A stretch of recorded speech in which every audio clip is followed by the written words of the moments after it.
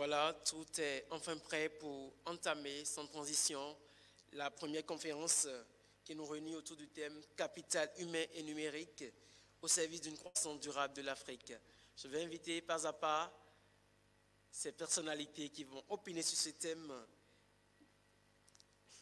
Elles s'annoncent, elles viennent déjà également. Merci d'ovationner pour Madame Sabine Van qui s'annonce déjà et qui monte. Elle est directeur en droit d'enseignants-chercheurs.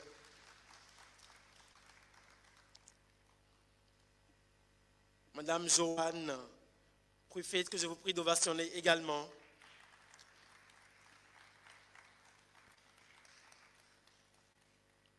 Mademoiselle Andiatou Adjama.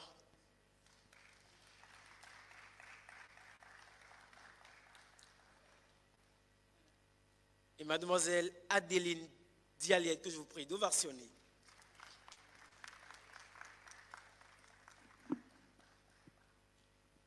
Oui, nous allons rester des deux côtés. Voilà, nous allons rester des deux côtés. Je vous prie d'ovationner pour qu'elle puisse s'installer, s'il vous plaît. Installez-vous confortablement. Ce panel sera modélé par Madame Nelly Kambiwa, que je vous prie d'ovationner. Elle est responsable du Global Director.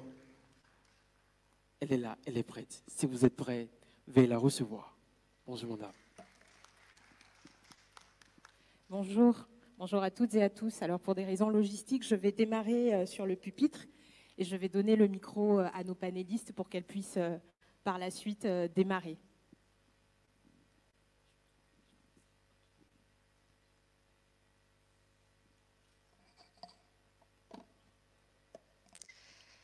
Alors nous allons démarrer cette première conférence qui a pour thème « Capital humain et numérique au service d'une croissance durable en Afrique ».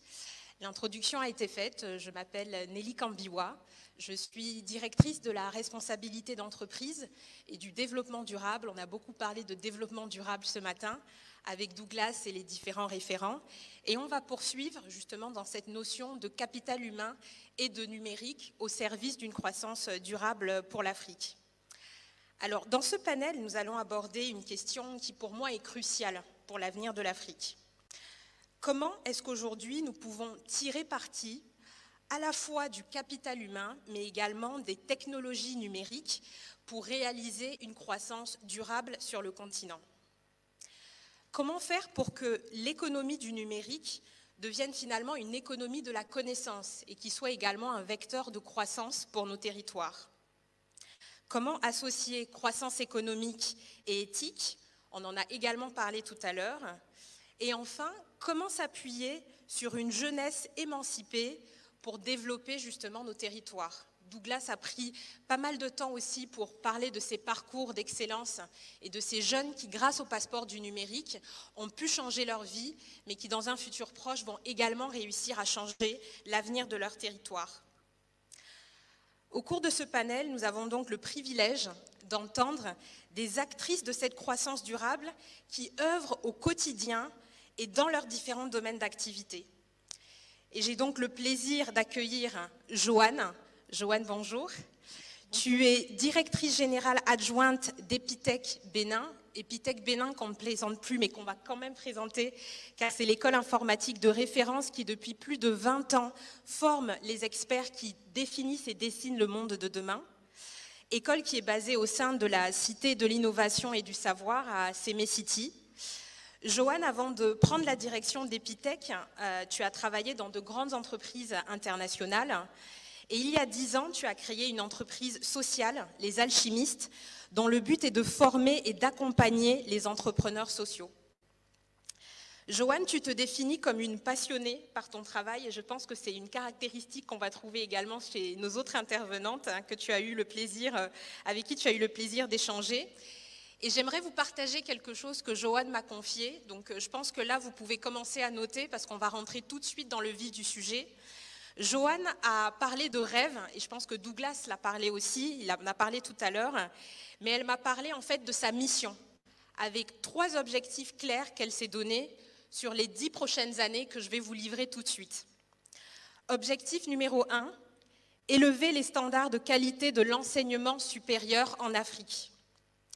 Objectif numéro 2, contribuer à la montée en compétences de la nouvelle génération, c'est-à-dire vous, ici, présents dans cette salle. Et objectif numéro 3, renforcer et dynamiser l'écosystème tech. Pour ces 3 objectifs, je vous prierai vraiment d'applaudir Joanne, s'il vous plaît.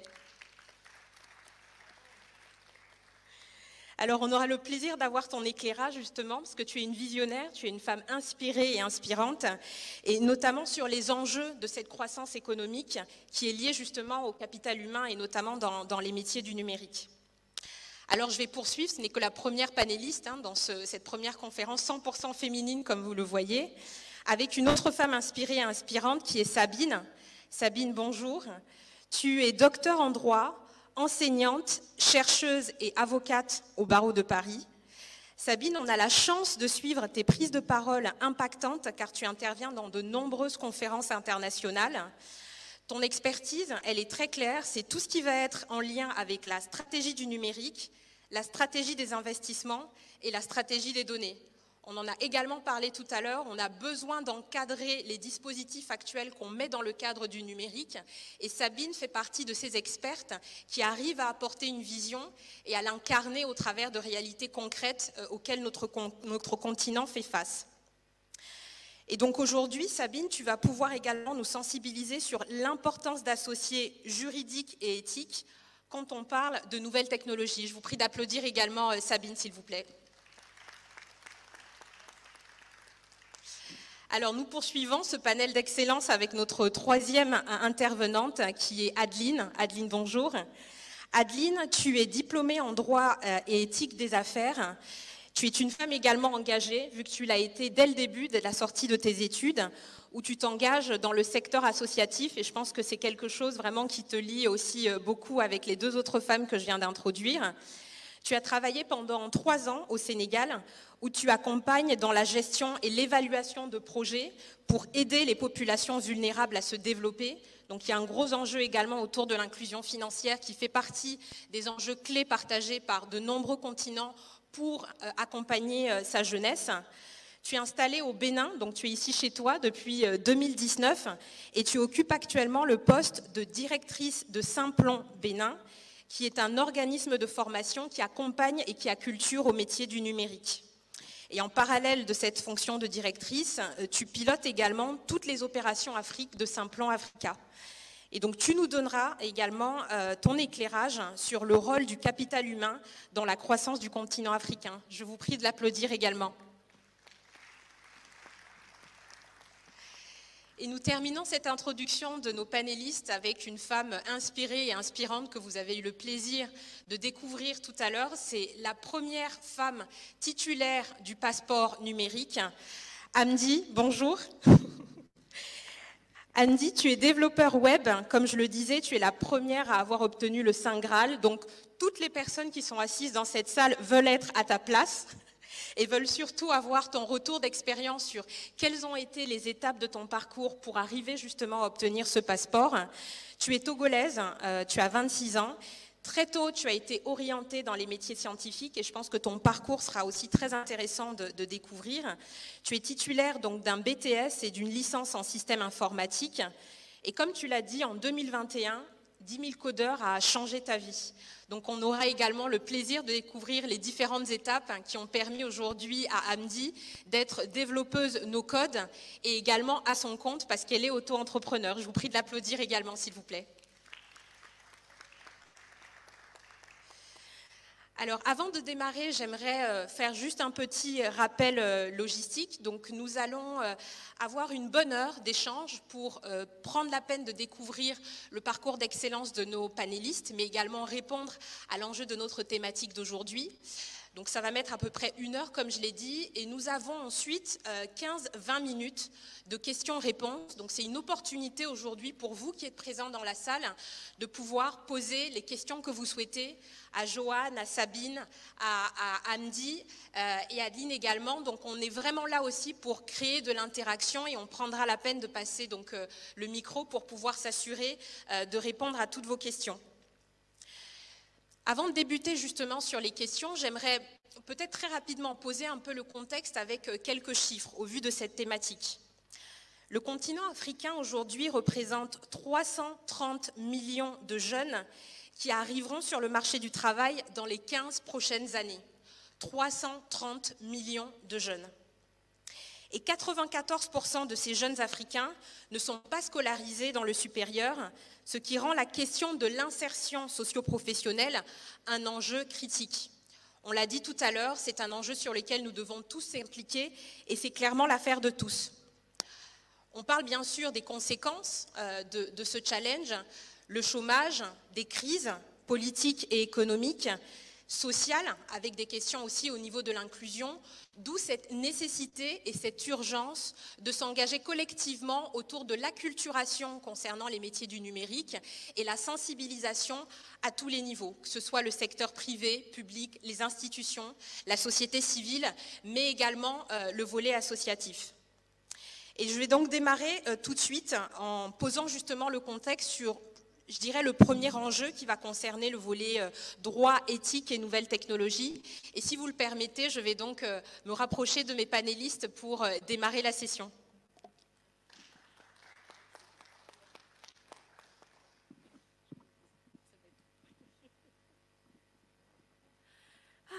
On est bien. Elle dit ça parce que je vais démarrer par Sabine. Douglas l'a tellement bien introduite.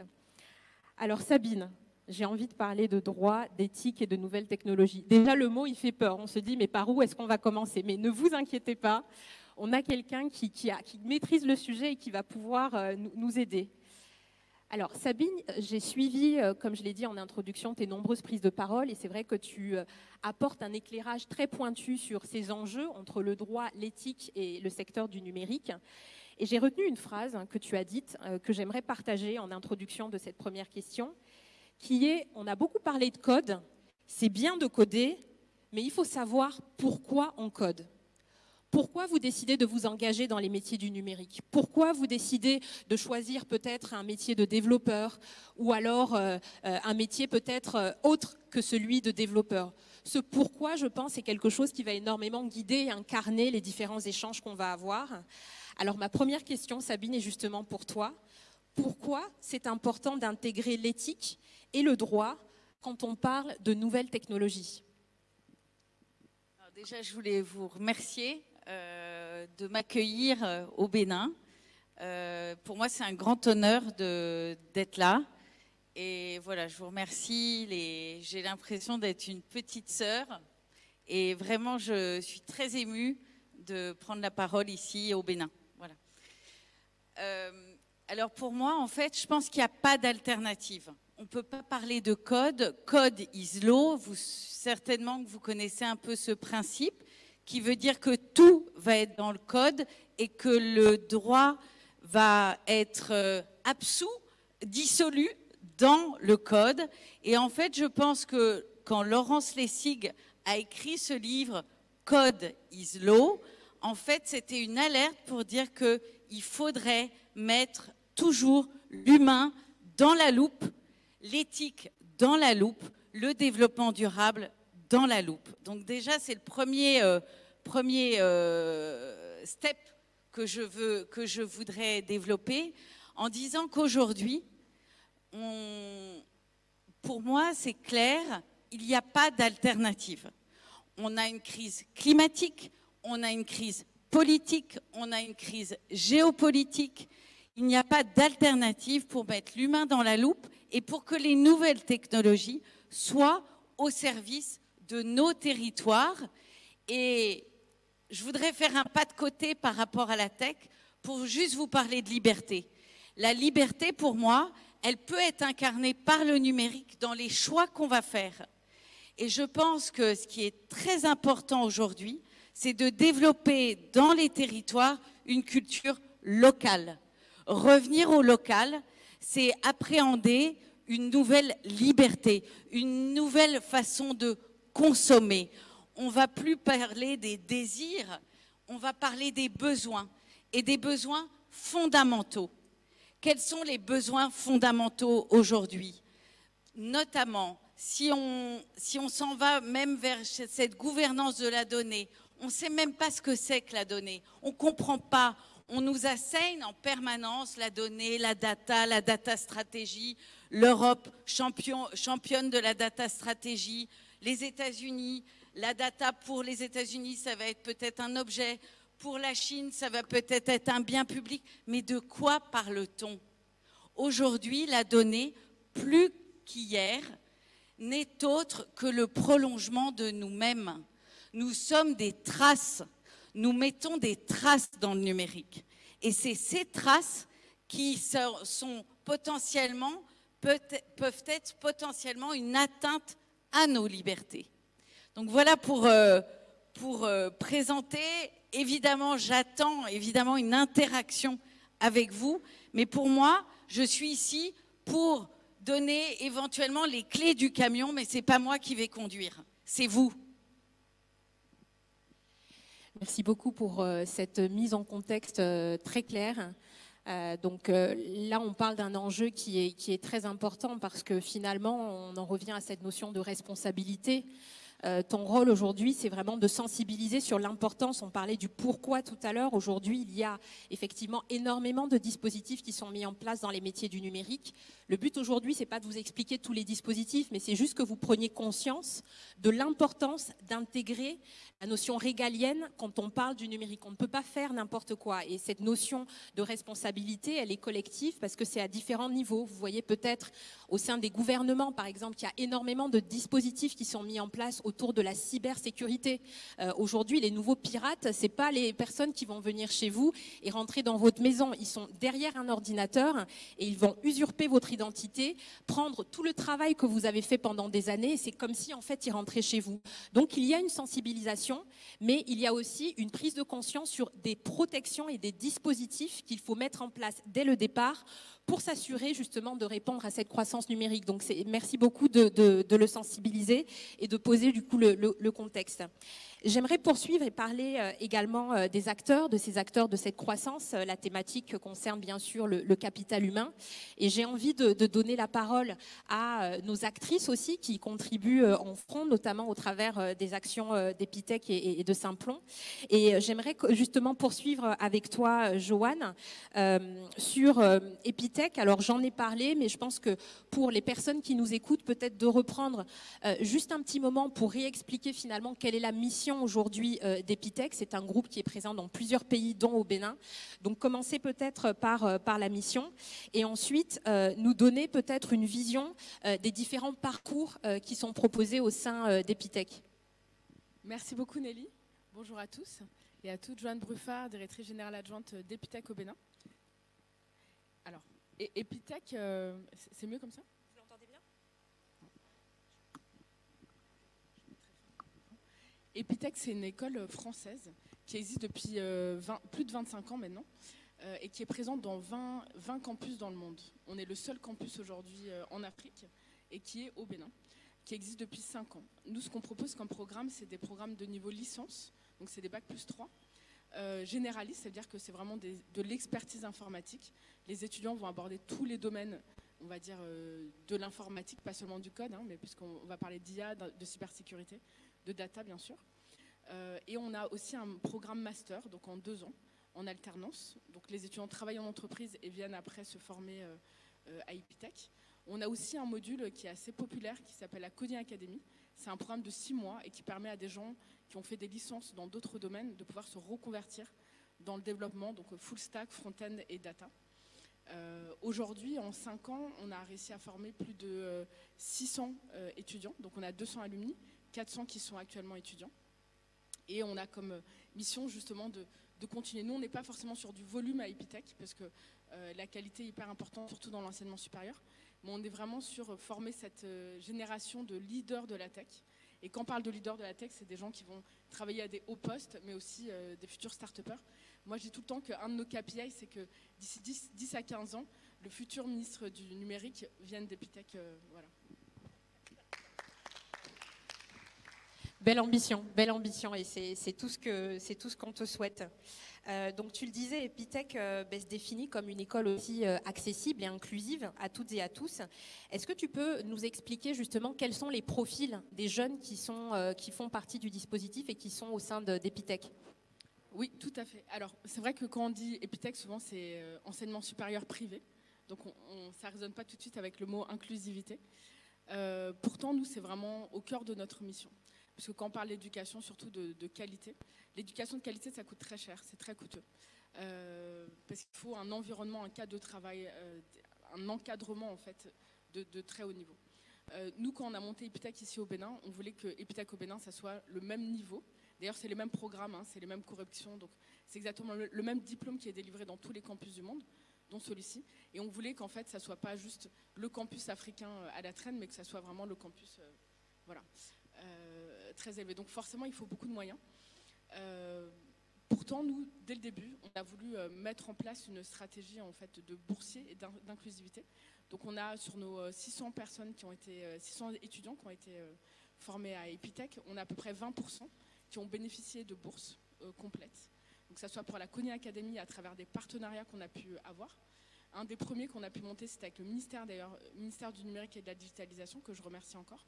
Pour le programme Learn, on a pu former 50 jeunes qui venaient de tout le Bénin et qui ont bénéficié d'une formation. Aujourd'hui, on a des gros partenariats, notamment avec MTN ou d'autres acteurs, d'autres entreprises qui prennent nos étudiants par exemple, au niveau master et qui leur permettent du coup d'avoir accès à une formation payée. On est aussi en train de réfléchir à un financement par prêt étudiant, comme finalement ça se passe partout dans le monde. Aujourd'hui, l'éducation, l'enseignement supérieur partout dans le monde, c'est les prêts étudiants qui permettent aux jeunes de se dire j'ai du potentiel, je vais me former. Et une fois que je serai inséré sur le marché du travail, je vais pouvoir rembourser. Donc tout ça, c'est des actions qu'on est en train de mettre en place pour arriver, on espère d'ici aux 5 ans, à 50% d'étudiants boursiers à Epitech. Voilà, donc c'est une grande mission qu'on s'est donnée. Très belle ambition, je pense qu'on peut applaudir cette ambition justement d'incarner. C'est pas juste une vision, c'est aussi des moyens que vous souhaitez vous donner et j'aimerais du coup prolonger par rapport à cette vision sur des éléments très concrets. Aujourd'hui, tu nous parlais de ces étudiants qui ont ces différents parcours avec ces alternatives qui sont possibles notamment au travers du financement. Mais concrètement, aujourd'hui, est-ce que tu peux nous donner une idée en termes de taux d'employabilité? Parce que c'est aussi important, il y a la formation, mais après, il y a la notion de l'insertion. Aujourd'hui, qu'est-ce que ça représente? Est-ce que tu peux nous donner un ordre d'idée de l'employabilité au sein des étudiants qui sortent justement de l'école? Tout à fait. Alors ça, c'est vraiment le critère numéro 1. Et c'est notre réflexion avant même de lancer Epitech pour nous. Epitech, c'est la formation, mais qu'est-ce qui se passe derrière Epitech? Aujourd'hui, on a un taux d'employabilité, taux d'insertion professionnelle de 94% de tous nos étudiants depuis le début. Et pour vous dire, les 6% qui ne sont pas insérés professionnellement, c'est des gens en général qui décident de faire des périodes, on va dire, de break ou de se remettre dans une autre formation. 94%, c'est un taux assez élevé, mais nous, on vise 100% demain, donc on sait qu'on pourra y arriver. Pour nous, c'est au cœur en fait, du dispositif, c'est au cœur de notre pédagogie. C'est-à-dire que l'étudiant, à partir du moment où il rentre à Epitech, l'idée, c'est de ne pas faire un futur chômeur, mais plutôt de faire un futur leader. Donc, il a vraiment tout un accompagnement sur l'insertion professionnelle, les soft skills, des stages étudiants, des projets en entreprise, ce qui fait que quand il sort, par exemple même à partir d'une licence, après 3 ans, il aura fait 1 an et demi en entreprise, il aura été en contact avec beaucoup d'entreprises, il aura travaillé sur beaucoup de projets et ça lui permet du coup d'être très compétitif demain sur le marché. Et pas seulement, je tiens à le rajouter, au Bénin. Donc nos étudiants sont majoritairement installés au Bénin, mais en fait ils trouvent des emplois un peu partout. Il y en a qui sont en Côte d'Ivoire, on en a beaucoup qui sont en France. Et aujourd'hui, par exemple, notre première promotion, ils ont intégré des entreprises comme Orange ou Cisco en France, alors qu'ils sont diplômés depuis seulement 2 ans en licence ici. Ok, d'accord. Donc là, les entreprises, du coup, vont recruter à la source un peu quelque part et on en revient à cet enjeu autour des territoires dont tu parlais tout à l'heure. Merci, Joanne. J'aimerais me tourner vers Adeline, vu qu'on parle de social et de solidaire qui résonne beaucoup avec la mission et les actions de Simplon. Faire de l'inclusion digitale une force pour l'avenir, c'est l'objectif de Simplon. Est-ce que tu peux justement nous décrire comment, au sein de Simplon, vous contribuez à cette inclusion digitale au Bénin? Merci beaucoup. Donc, bonjour à tous. Moi, je suis Adeline Dayeko-Boudé, et donc directrice de Simplon Bénin. Et Simplon Bénin s'est installé très récemment au Bénin. On a mis en place nos premières activités à partir du mois de mars, avec une première promo référent digital, et ils sont tous là, je les vois Qu'on ici. applaudit d'ailleurs. Ils sont tous là, c'est une petite promo, j'en parlerai après. Mais du coup, on démarre au Bénin. Simplon, en fait, c'est une histoire qui a maintenant 10 ans. Simplon.co a été créé en France par des gens qui, en fait, pariaient dans le fait que des jeunes qui étaient éloignés de l'emploi, au chômage, décrocheurs, en situation de vulnérabilité, pouvaient très bien envisager une carrière dans les métiers du numérique. Et le président a fait ce pari-là en commençant par la France avec du coup des aides de l'État français. En France, l'insertion pro, elle est aidée. Ici, c'est moins le cas. Mais en France, l'insertion professionnelle, elle est accompagnée par Pôle emploi, par les régions, par différents acteurs. Et on a pu mettre en place des formations qui sont entièrement gratuites pour l'apprenant. Elles ont un coût, mais qu'on supporte grâce notamment au financement public et aux partenariats privés. Et dès 2016, on a souhaité démarrer cette aventure aussi en Afrique, où le besoin est le même, de jeunes qui ont besoin de se faire former gratuitement. Et donc, on a démarré au Sénégal depuis 2016 et maintenant, on travaille à l'implantation de Simplon Bénin dans différents pays où, quand on n'y est pas, on a un réseau de partenaires qu'on appelle des fabriques Powered by Simplon. Et en fait, on fait un transfert de compétences, de méthodologie. On transfère la méthodologie de formation en pédagogie active, on transfère les curricula de formation et on accompagne ces structures-là pour la mise en œuvre de formations type Simplon. Donc du coup, nous, on a formé pas mal de monde, mais on est sur 3 types de formations. On a tout ce qui est les compétences numériques fondamentales, donc sur des gens qui sont très très éloignés du numérique. On a des sas-saqueuses parce qu'il y a un souci de féminisation du métier. Oui, on en parlait d'ailleurs, effectivement. Voilà. Donc on a des sas-saqueuses en fait qui sont des sas de préqualification et qui permettent à des jeunes filles, c'est pour promo 100% jeunes filles, de venir découvrir les métiers du numérique, déconstruire les stéréotypes de genre autour des métiers du numérique et leur permettre d'envisager des carrières dans les métiers du numérique. Et ensuite, on a les formations au numérique, qui sont des formations relativement courtes, de 7 à 9 mois, sur différents métiers, notamment le développement web, référent digital. On fait du dev data IA, on fait, ça je parle pour l'Afrique, on fait du dev orienté IoT. Et on a encore beaucoup de choses à faire puisqu'on a un studio pédagogique qui est en France et on travaille conjointement avec eux qui développe de nombreux référentiels reconnus en France et on essaye de les faire reconnaître aussi au niveau des États pour que les jeunes qui passent 7 à 9 mois chez nous, ils sortent avec une certification reconnue. Et ces jeunes, justement, ils viennent vous voir, ils vous envoient des candidatures. Comment vous arrivez à les sélectionner et les accompagner? Alors nous, on ne peut lancer de nouvelles promotions qu'à partir du moment où on a un soutien financier d'un partenaire, que ce soit un partenaire de la coopération internationale ou que ce soit un partenaire entreprise. Et on lance les promos à partir de ce moment-là. Là, par exemple, sur le Bénin, donc on a lancé la promotion référent digital en DINUM pour 12 apprenants qui ont des profils très variés, de la première à Bac plus 5, sur le métier de référent digital. Et ces jeunes, ils ont tous une singularité, ils sont en situation de handicap. Mais ils sont comme tout le monde et ils apprennent comme tout le monde. Ils sont super. Ils nous montrent jour après jour qu'on a bien fait de croire en eux. C'était un défi de commencer au Bénin par une promotion ciblant un public avec des besoins particuliers. On ne leur a pas demandé de s'adapter, c'est nous qui nous adaptons. Voilà, et ils sont là et franchement je tiens à les remercier d'être toujours là. Et ça fait 4 mois, ils sont toujours là, ils suivent aussi bien. Il leur reste 3 mois de formation et ça se passe super bien. Et ce qu'on espère, c'est faire reconnaître justement la formation ici au Bénin pour qu'ils puissent être certifiés, avoir un CQP à la sortie de la formation qui leur permettra, comme dans tout CQP d'autres formations, même si ça a été une formation très courte de 7 mois, d'avoir ce diplôme reconnu et de s'insérer ensuite. Super.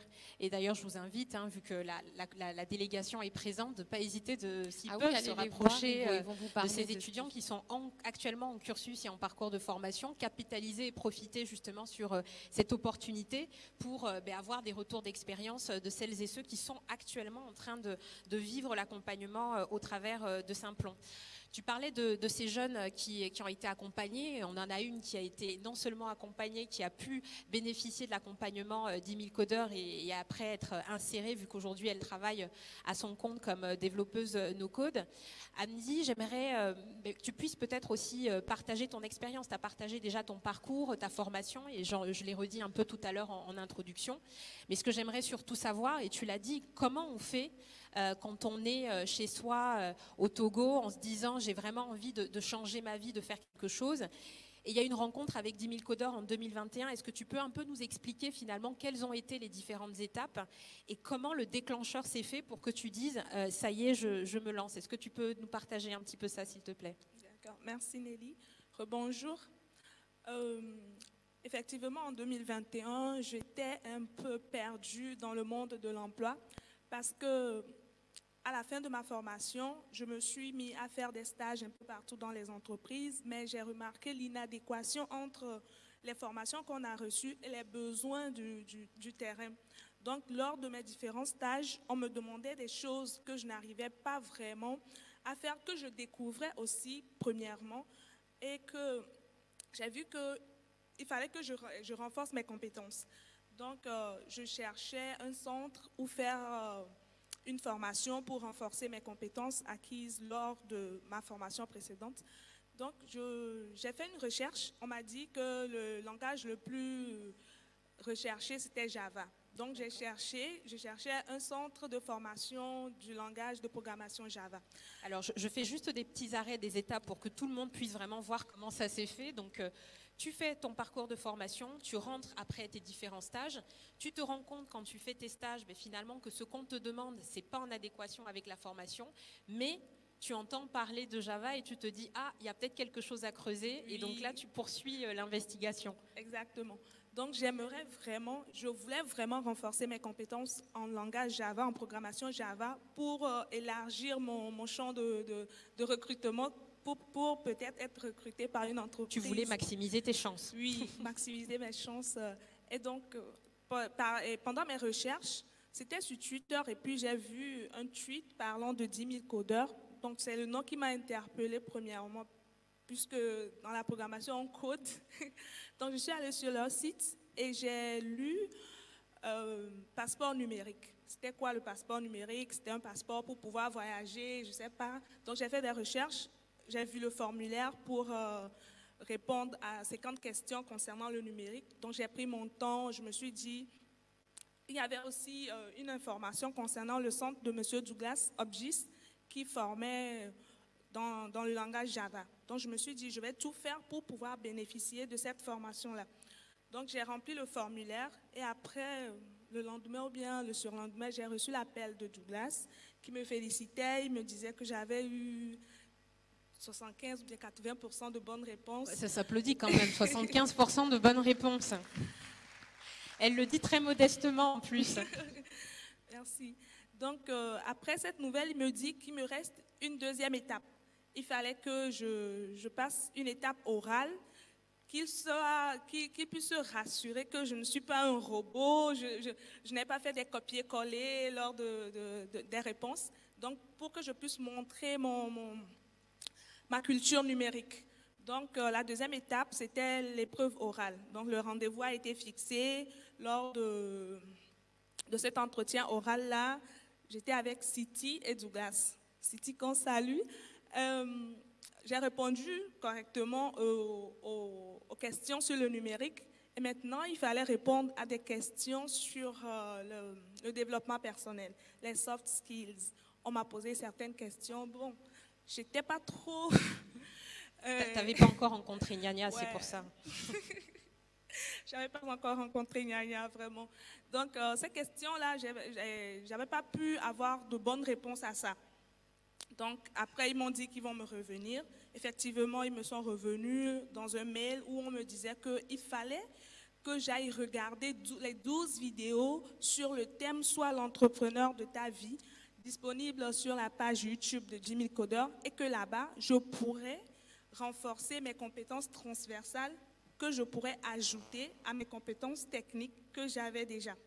J'arrête un peu sur le volet développement personnel parce que c'est quelque chose qui est extrêmement important, d'ailleurs dont on ne parle pas trop, on parle beaucoup de formation, d'expertise, mais on a aussi parlé de soft skills et je pense qu'associé à ça, le développement personnel est quelque chose d'important. Toi, est-ce que tu en avais déjà entendu parler? Est-ce que tu l'as découvert au travers de 10 000 codeurs? Non, je n'avais jamais entendu parler de soft skills, c'était avec 10 000 codeurs. Cette question-là, j'avais vraiment pas de réponse à ça. D'ailleurs, il y a la vidéo où j'ai fait mon premier entretien oral et la deuxième vidéo. Donc, puisque moi j'avais un objectif, je voulais vraiment intégrer la famille 10 000 codeurs, on m'a donné une seconde chance, celle de pouvoir repasser cette épreuve orale-là. Donc, qu'est-ce qu'il fallait faire? Donc, il fallait aller regarder les 12 vidéos. Et on m'a même donné du temps pour moi, on ne m'a pas donné un délai. Donc, j'ai pris le temps, en ce moment, j'étais dans un stage, je regardais les vidéos et puis je prenais le soin de noter toutes les nouvelles notions que je découvrais, j'écrivais tout ça là et après avoir fini tout ça et j'étais vraiment sûre que j'avais assimilé ce que j'avais découvert. Donc, je leur ai envoyé un mail en leur disant que j'étais prête maintenant à passer ma deuxième épreuve orale. Ça a pris combien de temps à peu près justement entre ces différentes étapes, l'étape 1 et l'étape 2? Douglas m'a contacté en août et j'ai repassé je peux dire 3 mois parce que j'ai repassé la deuxième épreuve orale fin octobre, non, en novembre. Et le 28 novembre, si je ne me trompe pas, j'ai reçu la réponse me disant que je faisais maintenant partie de la famille 10 000 codeurs. Je pense qu'on peut encore l'applaudir, mais quelle détermination, Hamidi, tu as vraiment rien lâché. Et je pense que c'est important de faire passer aussi ce message, parce qu'au-delà de la formation, elle le dit, c'est pas 10 000 codeurs qui allaient la chercher. Finalement, c'est elle qui allait chercher 10 000 codeurs. C'est elle qui a pris l'initiative d'aller sur Twitter. C'est elle qui a pris l'initiative de se rencontrer, de chercher justement.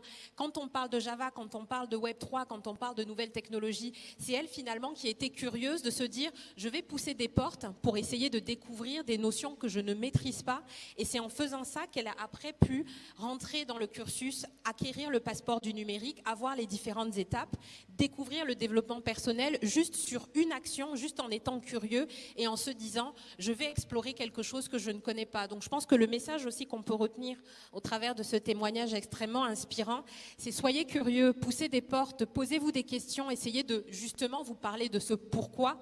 On a démarré avec Sabine là-dessus et je pense que c'est quelque chose qui est extrêmement important, même à votre échelle, de vous dire pourquoi vous êtes là aujourd'hui, pourquoi vous avez pris votre matinée pour être présent avec nous. C'est forcément parce que ça répond à un enjeu et c'est important de savoir avoir cette réponse. Parce que c'est ça qui va vous permettre aussi dans la durée de ne pas lâcher, parce que la vie c'est ça, il y a des hauts, il y a des bas, mais quand on a la détermination et qu'on a la réponse sur le pourquoi, et bien derrière on est, comme Hamdi, avec un passeport numérique et aujourd'hui un métier de développeuse no-code. Bravo encore. Merci beaucoup. Alors, au niveau de cette notion, moi, j'aimerais revenir finalement sur la question de la pédagogie, parce qu'on se rend compte, hein, elle est passée par différentes étapes. C'est pas forcément quelque chose de linéaire. Il y a la formation effectivement linéaire, mais il y a aussi cette capacité d'adaptation en fonction des profils qu'on va avoir. Et j'aimerais du coup partager un petit peu la question entre Adeline et Joanne sur cette notion de pédagogie active et inclusive, parce qu'on en a beaucoup parlé, et notamment au travers peut-être d'exemples. Donc, respectivement, est-ce que vous pouvez peut-être nous partager ou nous donner un exemple de pédagogie active et inclusive et quels ont été les résultats? J'imagine que c'est quelque chose dont vous devez en être fiers, donc ce serait plus un retour et un partage d'expérience. Tout à fait. Donc, c'est vraiment la méthodologie selon laquelle on travaille, la pédagogie active, c'est-à-dire que l'acteur est acteur de son apprentissage. Et donc, du coup, c'est ce qu'on met en place depuis le début. Donc, il y a beaucoup de temps de travail en solo ou en groupe, sans le formateur, et le formateur revient après pour donner un certain nombre d'explications, revenir sur les travaux qui ont été faits, etc. C'est particulier pour des jeunes qui ont peut-être passé 15 ans, 16 ans, 17 ans sur des bancs de l'école à écouter un professeur, de se retrouver dans cette pédagogie active. Et ça m'a fait penser à une petite réunion qu'on a eue avec les apprenants de la promo Handinum, qui du coup était un je pense, un peu perdus dans cette méthode de faire, puisque ce n'est pas ce qu'ils ont vécu jusqu'ici. Donc on a refait ce point-là pour expliquer la méthode de la pédagogie active et son but qui est, comme tu le disais, en fait, d'être dans une posture où je vais continuer à apprendre par moi-même, même au-delà de ma formation. Et le jour où je me retrouverai en entreprise, je serai en mesure, parce que j'aurai appris à apprendre, je serai en mesure d'aller chercher l'information, de répondre aux besoins de mon employeur, parce que j'aurai appris à être actif dans ma montée en compétences. Et c'est ça vraiment qui est très important pour nous et qui est au cœur de toutes nos formations, mais c'est quelque chose qui doit s'expliquer aux apprenants avant d'entrer dans cette méthode-là. Cette capacité à développer le raisonnement finalement. Exactement. De façon totalement autonome. C'est pas du tout ce qu'on fait la plupart du temps jusqu'à arriver à la formation post-bac, même après sur les rangs de l'université. Donc c'est un bouleversement dans la manière d'apprendre. Et ça marche dès qu'on explique la méthodologie, le pourquoi et comment vous allez faire, et le rôle du formateur aussi, que nous on appelle aussi un peu coach. Voilà, c'est surtout un coach qui vous accompagne dans votre montée en compétences. Très intéressant, merci. Et j'aimerais justement passer la parole à Joanne dans cette notion de pédagogie. Est-ce que tu aurais peut-être aussi également des exemples à nous donner sur des modèles de réussite au sein des PITEC ? Oui, tout à fait. Alors, pour la petite histoire, en fait, c'est le précurseur de cette pédagogie active dans la tech en France, c'est EPITA d'abord, qui est l'école un peu cousine d'Epitech, qui avait monté ce fameux modèle de piscine que je vais vous expliquer. Et ensuite, Epitech a repris à sa création en 98. Et derrière, on a eu beaucoup d'écoles, dont Simplon 42, qui ont vraiment repris ce modèle, qui est aujourd'hui très populaire dans le numérique, parce que je pense que c'est une des meilleures manières, en fait, c'est apprendre à apprendre, comme le disait Adine. Tout à fait. Voilà. Alors, nous, on a un modèle assez fameux à Epitech qui s'appelle la piscine. C'est l'idée, en fait, que l'étudiant arrive et effectivement, il est plongé. Donc, la piscine, nous, c'est pas le fait d'apprendre à nager, c'est le fait de nager la tête sous l'eau sans couler. Voilà, c'est plutôt ça. Donc, il faut imaginer, en fait, un étudiant qui sort du bac, qui effectivement est dans un système très classique. Il arrive à Epitech et le premier jour, on lui demande de faire du C. En plus, le C, c'est un langage, pour ceux qui travaillent un peu sur la programmation, les plus difficiles. Et on va leur demander, par exemple, donc moi je peux vous le dire parce que j'ai fait un essai de piscine cette année, et je vais vous dire c'était monstrueux. Et donc on arrive à 7h42 et on a jusqu'à 22h42 pour faire 7 petits exercices. Donc un exercice, déjà la première tâche nous prend à peu près 3 à 4 heures pour comprendre, et essayer de comprendre, c'est-à-dire qu'on n'a jamais vu de code de notre vie. Et l'idée, c'est vraiment en fait plein d'exercices qui sont en plus des vrais pièges, hein, c'est très compliqué, qui nous permettent en fait d'apprendre. Mais ce qui est marrant, c'est que par exemple, donc moi je suis pas du tout un modèle de réussite, mais pour vous expliquer un peu comment fonctionne la piscine. Si, un peu quand même. Non, pas du tout. Mais du coup, au bout du 3e exercice, il était 15h et j'ai tout perdu, tout ce que j'avais fait. Mais finalement, ce que je me suis rendu compte, c'est que quand j'ai repris les exercices, les 3 premiers exercices que j'avais fait justement en plus de 7 heures, en galérant, en allait cherchant toutes les réponses. Mais finalement, quand je l'ai refait en 30 minutes. Et c'est là aussi le modèle hyper puissant de la pédagogie active, c'est-à-dire que tu prends beaucoup de temps à aller chercher l'information, demander à tes pairs, demander au coach, aller chercher sur Google, te perdre, pleurer, enfin, voilà, on passe par une myriade d'émotions. Mais derrière, quand tu trouves la réponse ou la manière de faire, c'est gravé. Voilà, exactement. Et donc, c'est là qui est très fort. Et donc, bien sûr, on a plein de modèles de réussite à Epitech. Des gens qui n'avaient jamais même touché un ordinateur avant de rentrer à Epitech. C'était un vrai pari pour nous de se dire, est-ce qu'il va pouvoir réussir? Parce que là, c'est même pas, on n'est pas sur de l'aisance numérique, on est vraiment sur du code le plus puissant. Et c'est des gens qui ont fait un travail extraordinaire parce qu'en fait, quand ils ont la pensée logique, la motivation, ils arrivent vraiment à se dépasser. Bon, après, bien sûr, la piscine, c'est rare de vraiment réussir sa piscine. On dit souvent aux bacheliers, là on va accueillir des bacheliers les meilleurs du bac, donc les lauréats, et on leur dit c'est la première fois que vous aurez vos premiers zéros en fait. Donc il ne vous faudra pas pleurer, c'est normal, parce que l'apprentissage c'est aussi comme ça, c'est-à-dire on apprend de ses erreurs, mais demain en fait quand on apprend bien, parce que des fois il te manque une virgule et on va te mettre 0, alors que tout est bon, et ben demain tu penseras à ta virgule. C'est très intéressant parce qu'on revient aussi sur cette notion finalement de l'échec. Comment est-ce qu'on perçoit l'échec? C'est-à-dire qu'il y a aussi beaucoup de personnes qui ne vont pas oser postuler, pousser la porte ou même décider après de se projeter dans une reconversion. Maurice en parlait tout à l'heure, il avait démarré sur des études de médecine et il s'est retrouvé dans les métiers du numérique.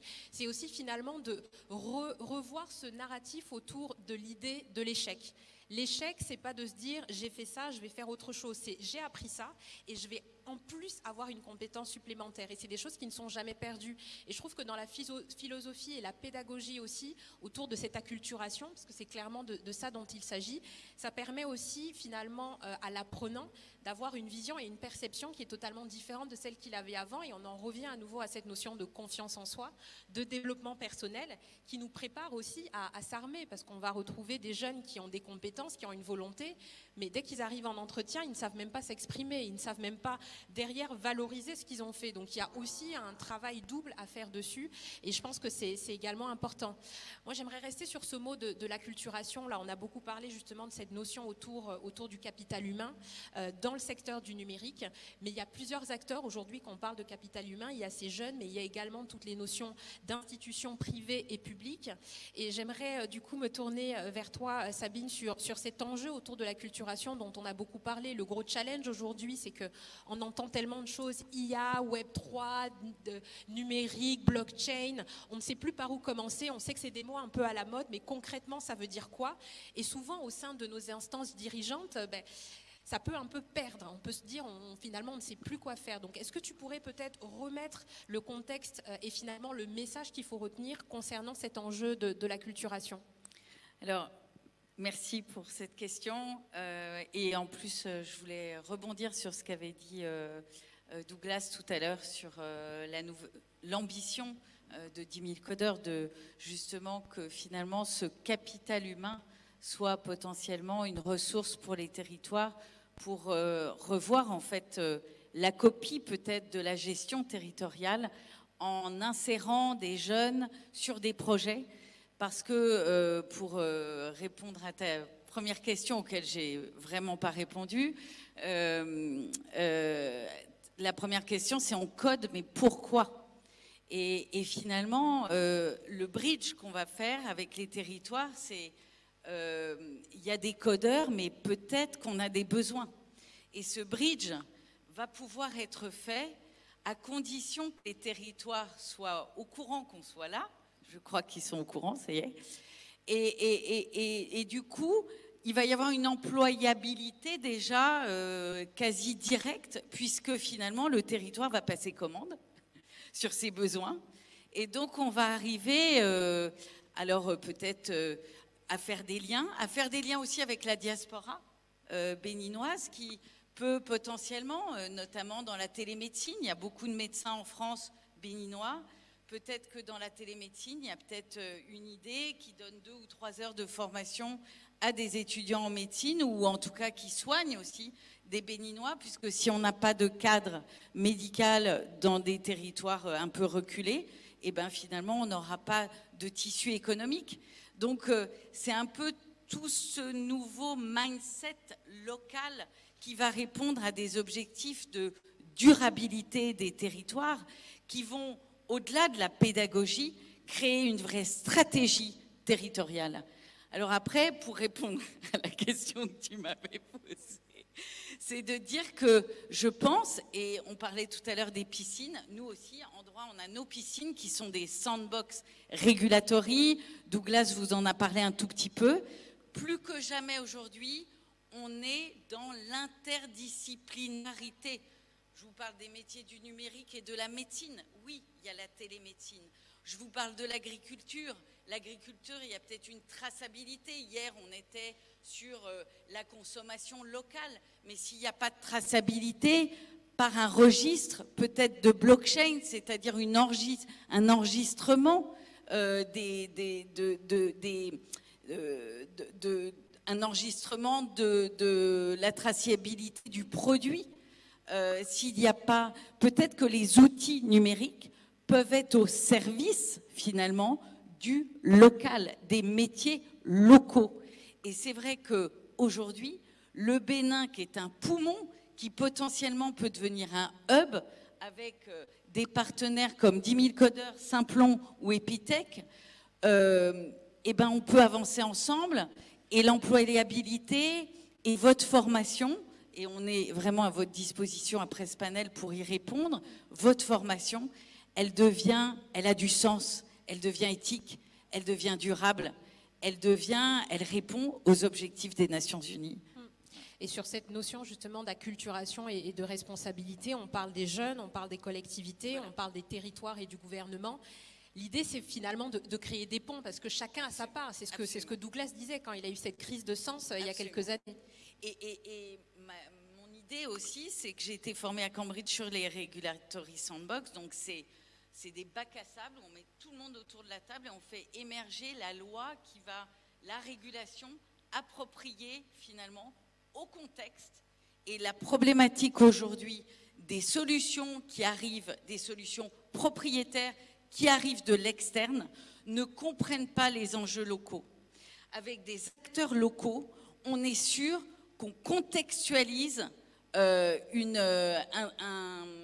ensemble win-win où on a le local et finalement le numérique au service de ce local pour une performance économique qui n'enferme pas la donnée, notre intégrité numérique dans des plateformes propriétaires qui nous pillent. Et ce futur, justement, comment est-ce que toi, tu pourrais le percevoir? Parce que oui, il y a cet enjeu, justement, qui se pose au niveau des organisations. Là, pour toi, ce serait se dire, on va par étapes, on identifie déjà les problématiques locales, on fait contribuer tout le collectif et l'écosystème local pour répondre finalement à des enjeux locaux et pas dupliquer des systèmes. Exactement.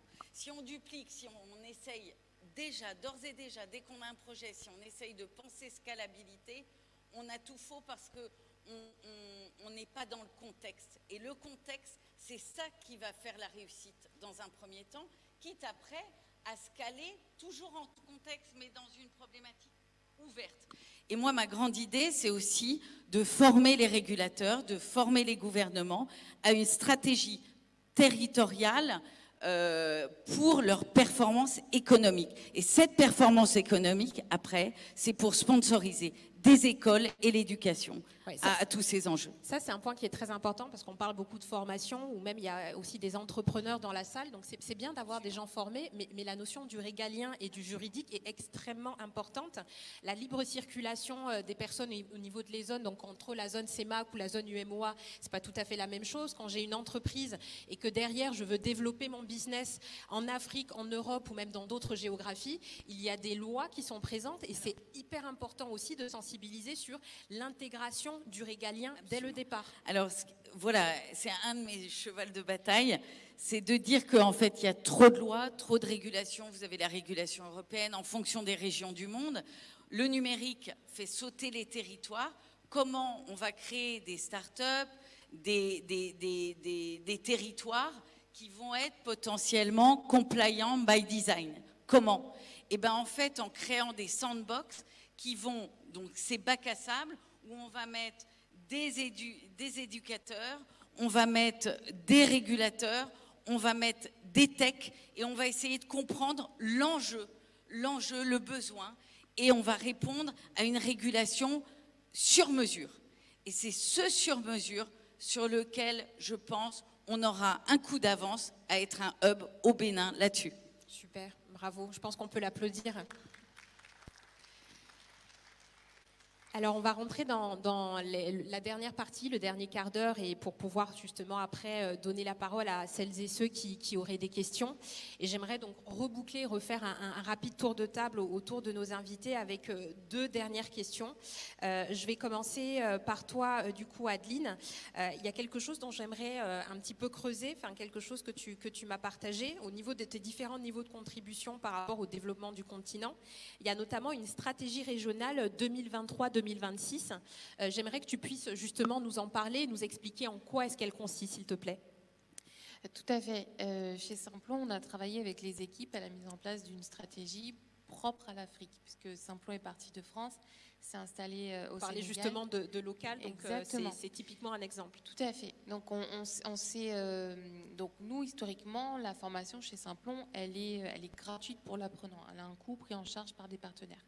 Donc dans notre stratégie, il y a une première partie qui consiste à se dire, si on veut continuer à faire du gratuit pour les apprenants, il faut qu'on réfléchisse à faire du payant pour ceux qui ont les moyens de payer, qui ont les moyens de ne pas voyager en France, au Maroc, en Côte d'Ivoire, etc., qui sont au Bénin et qui ont envie de se former.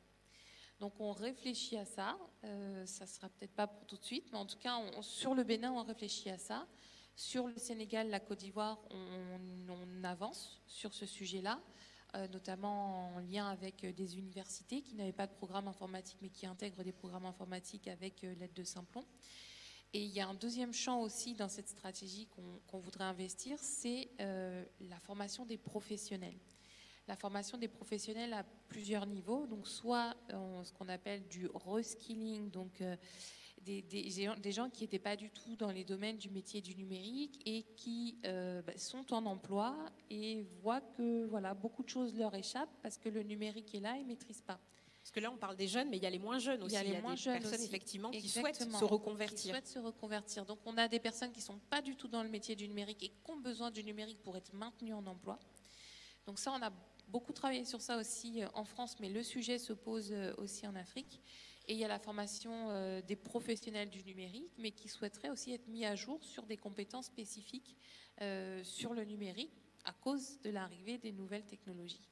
Donc on réfléchit aussi à créer ces formations qui seraient payantes pour poursuivre le gratuit. Donc ça, c'est vraiment au cœur de notre stratégie, développer du payant pour poursuivre le gratuit pour ceux qui n'ont pas les moyens d'aller vers des solutions payantes. Donc on y réfléchit beaucoup. C'est un vrai sujet. C'est un vrai sujet. Et l'autre stratégie, l'autre point de la stratégie aussi, c'est comment partir du besoin des entreprises pour développer des formations qui sont adaptées à ces besoins-là. Parce qu'en Afrique, on forme beaucoup de développeurs web, beaucoup de référents digitaux, mais il y a d'autres besoins. Et il y a une étude récente qui explique que 70% des entreprises qui recrutent à l'extérieur sur des métiers du numérique en Afrique, elles le font parce qu'elles n'ont pas trouvé en interne. Il y a cette vraie question justement des compétences, toutes ces entreprises qui se développent en Afrique et qui ont cette pénurie justement à recruter. Exactement. Donc moi je pense qu'il y a un décloisonnement à faire entre les centres de formation, les écoles, les entreprises, l'État, et ce trépied doit travailler ensemble pour construire une offre de formation qui soit adaptée pour les besoins locaux, pour les entreprises locales et qui puissent aussi former des talents qui vont aller à l'extérieur. Mais en tout cas, il y a un décloisonnement à faire dans ces différents acteurs qui travaillent vraiment en silo. Et ça fait partie de notre stratégie. Donc c'est ce qu'on veut faire, et notamment en passant par de l'apprentissage et de redonner en fait à l'entreprise un rôle d'entreprise formatrice. Tout à fait. Elle veut des compétences. Pourquoi est-ce qu'elle va les chercher ailleurs? Pourquoi est-ce qu'elle ne les forme pas? Donc il faut qu'elle contribue à cette formation. Donc on voudrait développer plus de parcours en alternance. On a fait quelques expérimentations, mais on voudrait en développer davantage. Mais ça doit être soutenu par l'État. Bien sûr, système vertueux à mettre en place, mais aussi expérience qui nous permet de nous dire finalement ça me plaît pas, je me reconvertis, je passe à autre chose, je décide d'être médecin et de faire des métiers du numérique, je décide d'être infirmière et travailler dans les métiers du numérique, de travailler en agence ou autre. Donc c'est aussi cette capacité finalement de pouvoir vous réinventer. Vous pouvez vous réinventer en vous tournant dans les métiers du numérique. Elle vous donne énormément d'opportunités, et cette capacité à vous renouveler, je pense que le message aussi qu'il faut garder en tête, c'est que rien n'est jamais perdu. Ça reste des acquis et des expériences que vous pouvez justement valoriser. Tout à fait. On garde aussi cette logique de se dire, nous, on veut des gens qui viennent de tous les domaines. On a fait 3 ans de littéraire, et ben ça ne nous empêche pas de devenir développeur data dans 1 an. Il n'y a pas les métiers du numérique ne sont pas réservés à des gens qui ont fait scientifique, ne sont pas réservés aux hommes, ne sont pas réservés à une catégorie de population. Les métiers du numérique sont pour tout le monde. Donc c'est quelque chose sur lequel on veut vraiment bosser, et en bossant avec les entreprises, l'État, dans un système où on travaille à 3 au service des jeunes, au service du secteur économique, du pays en général. Et ça, c'est très important.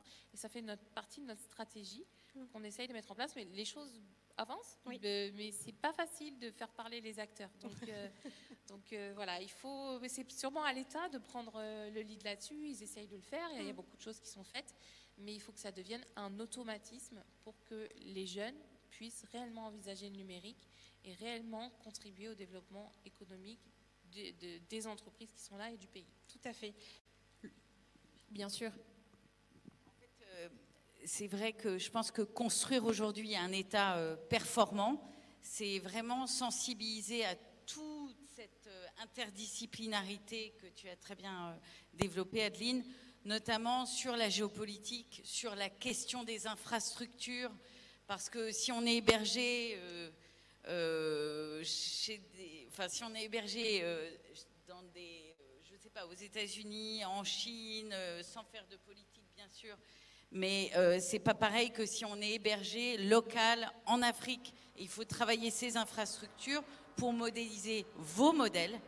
Et voilà. Et donc, c'est vraiment aujourd'hui être maire, c'est faire de la géopolitique.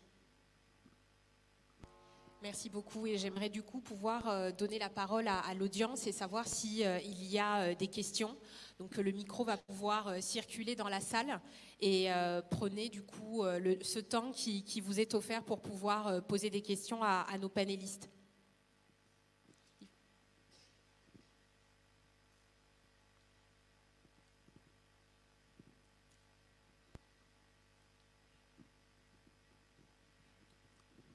Bonjour, merci pour ce brillant panel rempli de femmes. Donc, je pense qu'on peut applaudir pour ces femmes. Généralement, on voit des hommes. Je m'appelle Diane Audrey-Ngako, je dirige une agence de com.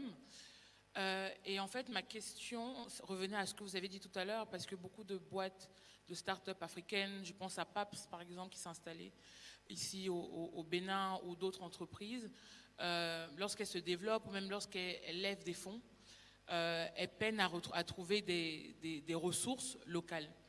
Quand on regarde de grands groupes français comme Galileo, on voit que de plus en plus, ils achètent des écoles en Afrique. Quand on regarde les pays, notamment d'Afrique francophone, on voit que, même pas que francophone, on voit que l'Allemagne a un nouveau visa où ils nous prennent nos meilleurs ingénieurs. Le Canada vide les fonctionnaires ou d'autres acteurs du développement de nos pays. Alors, comment aujourd'hui, selon vous, avec tous ces métiers en fait qu'on a présentés derrière, une entreprise en Afrique peut être compétitive? Comment on garde ces talents? Parce que les talents que Epitech forme, j'ai envie de dire, lorsque un parent envoie son enfant à Epitech, ça a un certain coût. Quand ce talent sort d'Epitech, ma foi, il faut quand même qu'il amortisse sa formation, ce qui est le cas qu'on fait une formation même en école de commerce à Paris ou ailleurs. Donc, nous, en tant qu'entreprise, on peut ne pas comprendre pourquoi un talent va nous coûter, par exemple, 600 000 le mois ici à Cotonou. Au-delà de la compétence, parce que peut-être, nous aussi, le numérique peut ne vouloir rien dire. Donc, comment aujourd'hui, en tout cas, pour chuter, qu'est-ce qu'on doit comprendre en tant qu'entreprise en Afrique? Comment on garde ces talents? Je ne sais pas si les représentants du gouvernement sont là, mais c'est une grande question parce que sinon, on voit Andela au Nigeria, 3/4 de leur effectif travaillent à San Francisco pour Facebook. Donc, comment aujourd'hui l'Afrique ne va pas louper un pan? Parce que on a dit l'Afrique, Orange Money, le mobile payment, on a sauté des étapes, mais on se rend compte au fur et à mesure que même sur les points du numérique, on est en train de passer à la masse. C'est un peu comme si nous, la société, on est un peu dans le monde actuel et que toutes les personnes qui vont chez Epitech sont en métaverse. Donc nous, on les regarde en mode qu'est-ce qu'ils font?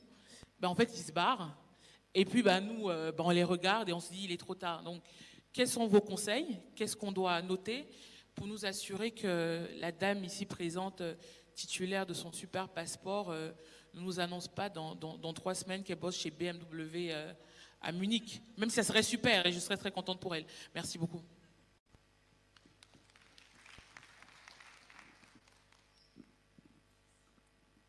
Merci beaucoup pour cette question.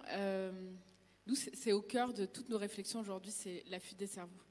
Parce qu'aujourd'hui, quand on installe une école comme Epitech au Bénin, c'est pas pour que tous nos cerveaux derrière repartent. Malheureusement, on ne pourra pas, effectivement, comme tu disais, voilà, si Amdiat demain a une opportunité chez BMW, qui on est pour la bloquer, on sera tous contents pour elle. Donc vraiment, nous la réflexion est sur 2 niveaux. C'est au niveau individuel, c'est-à-dire qu'aujourd'hui, on doit accompagner chaque talent qui sort et dans son parcours. C'est-à-dire que si demain, ils ont une opportunité, on doit pouvoir être derrière et les accompagner dans les opportunités à l'extérieur. Maintenant, c'est à nous, et effectivement, c'est là où vraiment on revient sur le triptyque. C'est pour ça qu'on cherche de nouveaux modèles de financement aussi, pour se dire, écoute, tu peux partir, faire 2 ans, 3 ans, parce que c'est toujours enrichissant. Mais si tu bénéficies par exemple d'une bourse, on va te demander de revenir travailler ici au Bénin. Ta question, c'était plutôt par rapport aux entreprises. Qu'est-ce qu'elles doivent faire? Alors moi, c'est un dialogue que j'ai souvent avec les entreprises, parce qu'elles disent, écoute Joanne, tes talents, ils sont bien, mais en fait, ils se font débaucher tout le temps. Donc des fois, ils commencent chez nous, ils ont un meilleur salaire, ils partent. Parce qu'effectivement, c'est représentatif du marché global aujourd'hui des talents de la tech. Il y a une pénurie telle que finalement, c'est un petit peu eux qui choisissent où est-ce qu'ils veulent travailler. Nous, ce qu'on a constaté, c'est que finalement, nos étudiants, par exemple, beaucoup partent parce qu'ils se disent, et ce n'est pas qu'une question de salaire, c'est vraiment une question de culture d'entreprise. Souvent, quand ils partent, c'est qu'ils se disent, je vais travailler pour des entreprises avec des standards internationaux, je vais avoir une entreprise où je vais évoluer. Donc bien sûr, le salaire, c'est un plus, mais finalement, quand on habite en France, le salaire, enfin, je veux dire, il est équivalent au niveau de vie français. Ici, on peut créer des bonnes conditions, c'est-à-dire des emplois bien rémunérés, mais c'est surtout l'environnement de travail. Et là-dessus, je pense que nos entreprises aujourd'hui ratent quelque chose. Donc ça va venir, mais il y a un problème de culture d'entreprise. Souvent, il n'y a pas forcément une culture d'entreprise, un environnement bienveillant, RH, enfin une évolution aussi des salariés qui leur permet de se dire, écoute, tu commences là et après tu pourras aller à telle étape, voilà la formation, voilà les team building. Enfin, nos jeunes aussi aujourd'hui, ils recherchent un petit peu ça. Ils recherchent aussi de la flexibilité. Donc beaucoup, par exemple, essaient de trouver des jobs en remote, même si moi, je ne suis pas encore totalement convaincue, parce que je pense que tes premières expériences, en général, c'est bien de les faire en entreprise pour, quand on parle de soft skills, c'est là où tu apprends. Mais je pense qu'il y a vraiment un sujet RH à travailler avec les entreprises, parce que la compétitivité, elle ne va pas venir que de la rémunération, elle va venir vraiment sur la rétention des talents par la culture qui permet à chaque individu de vraiment évoluer. Et de garder le lien, c'est-à-dire que même si vous accompagnez un individu pendant 2 ans et finalement qu'il décide de partir parce qu'il a une meilleure opportunité, c'est comment de le dire, écoute, tu pars 2 ans, mais on garde le contact et quand tu reviendras, tu vas venir voilà, peut-être passer manager dans notre entreprise. Donc là, il y a un grand chantier, nous aussi on est sur des réflexions là-dessus, un peu comme disait Simplon sur tout ce qui est professionnalisation, comment accompagner aussi les entreprises à pouvoir mieux retenir aussi les talents. Parce que l'enjeu demain, ce ne sera plus forcément de recruter, mais c'est de les retenir dès la base. Donc on incite aussi, on a mis en place par exemple sur la Coding Academy, la dernière Coding Academy, des startups qui avaient des grands besoins en recrutement. On leur a dit, écoutez, ce que vous allez faire, c'est que vous allez préfinancer une Coding Academy. Nous, on vous garantit que derrière, vous allez avoir un profil qui est hyper bien formé, qui correspond en termes de posture professionnelle à ce que vous recherchez. Et le jeune, lui, il s'engage, comme vous avez déjà préfinancé sa formation, à rembourser la formation. Et à s'engager au moins sur 2 à 3 ans à travailler avec vous. Donc c'est un modèle en fait qui permet derrière de pouvoir, le jeune il n'a rien à débourser pour sa formation, il rembourse mais sur salaire parce qu'il est embauché. Lui il est embauché, il apprend et l'entreprise elle s'engage derrière. C'est vraiment un dispositif emploi-formation, enfin formation-emploi plutôt, voilà, vertueux. Donc ça c'est vraiment des modèles sur lesquels on essaie de travailler et ça permet du coup aux entreprises locales de vraiment bénéficier. Mais il y a aussi un gap, c'est qu'une entreprise aujourd'hui, elle n'est pas prête à investir aujourd'hui dans la formation. Donc c'est comment toujours ce même dialogue, quoi. Voilà. Est-ce qu'on a des parties prenantes peut-être tierces, c'est un moment qui peuvent mettre ce fonds de garantie et qui permettent de dire, ok, une entreprise, on comprend, c'est pas évident de débourser tout de suite, mais tu as des parties prenantes qui peuvent se mettre garant. Voilà. Donc on a plein de modèles effectivement à inventer là-dessus. Est-ce que ça a répondu à ta question, Diane ? Donc plusieurs dispositifs possibles, cette notion d'acculturation, définition de nouveaux modèles, comment derrière se réinventer. Le salaire, c'est une chose, mais à un moment, il faut aussi arriver à apporter cette notion d'éthique et de durabilité dès le départ au niveau du concept pour vraiment s'assurer qu'il n'y ait pas une sortie de route parce qu'on connaît les réalités aussi, il y a des difficultés économiques. Et si on n'intègre pas ces notions-là dès le départ pour arriver à accompagner la durabilité, mais malheureusement, souvent, on se retrouve sur des freins et des blocages que rencontrent encore aujourd'hui beaucoup d'entrepreneurs. Est-ce qu'il nous reste encore quelques minutes, on peut en capacité de prendre 2 autres questions. Oui, merci. On m'appelle Fidèle Abodé-Ségoum. Je suis de l'ONG Culture et Développement d'Afrique. Alors, si je suis là ce matin, il faut dire que nous aimons promouvoir l'excellence. Et on a déjà décidé de former nos jeunes en aptitudes professionnelles, puisqu'il y a beaucoup de diplômés sans emploi et ils sont à la maison. Donc il faut quand même les aider à avoir l'attitude professionnelle pour entrer dans les métiers. Alors, on a appris que 10 000 codeurs aident beaucoup de jeunes à aussi avoir l'attitude professionnelle. C'est pour cela que ce matin, nous avons décidé de suivre cette séance de sensibilisation. Au moins, je crois qu'il y a auprès de 62 personnes de l'ONG Équité de Développement qui sont dans ces salles. Alors, je voudrais vous demander de façon claire, parce que la manière dont vous avez développé les choses, c'est très bien, mais il y a d'autres qui sont là, qui n'ont peut-être pas le même niveau. J'allais demander d'aller de façon plus claire. Dis quoi simplement? Qu'est-ce que ces jeunes-là qui sont en agronomie, qui ont eu des diplômes en agronomie, des diplômes en gestion, audit, comptabilité, des diplômes en transformation de manière gangaï, qu'est-ce qu'ils peuvent gagner dans le numérique? Puisque tout à l'heure, on a vu notre grande dame, elle cherchait à se faire former en Java et par la suite, elle a rencontré 10 000 codeurs. Nous voyons que ce côté, c'est le côté informatique. Mais le côté traditionnel que nous pouvons prendre, les transformations de manière kangari et ceux qui font les huiles rouges, toutes ces choses-là, qu'est-ce qu'ils peuvent gagner avec 10 000 codeurs? De façon très claire. Merci beaucoup. Très bonne question. Est-ce qu'il y a quelqu'un? Merci pour ta question. Alors, chez 10 000 codeurs, on accompagne tous les profils. Que tu sois littéraire, que tu aies un profil littéraire, un profil économique, 10 000 codeurs peut t'aider à te former dans l'un des métiers du numérique. Par exemple, si quelqu'un fait l'agronomie, il y a l'agritech, qui est l'adaptation du numérique à l'agronomie, à l'agriculture. Tu peux te faire former dans ça pour pouvoir intégrer le numérique dans ton métier d'agriculteur.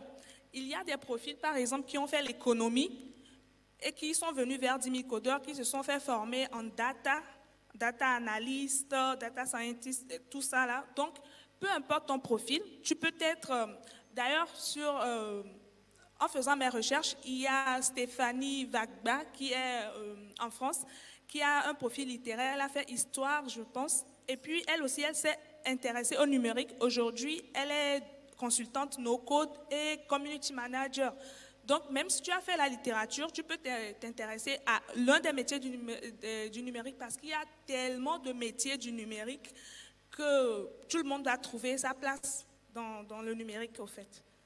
Donc, il faut découvrir, faire des recherches sur les métiers du numérique et je suis sûre que même si, peu importe ton profil, tu vas trouver quelque chose que tu vas faire pour t'accompagner dans ton métier actuel.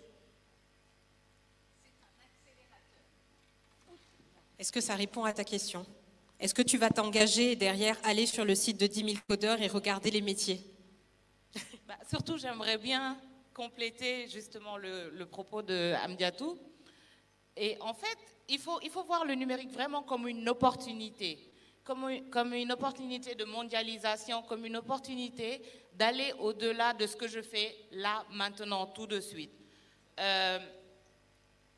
Pour la productrice d'huile de palme, elle peut faire tellement de choses.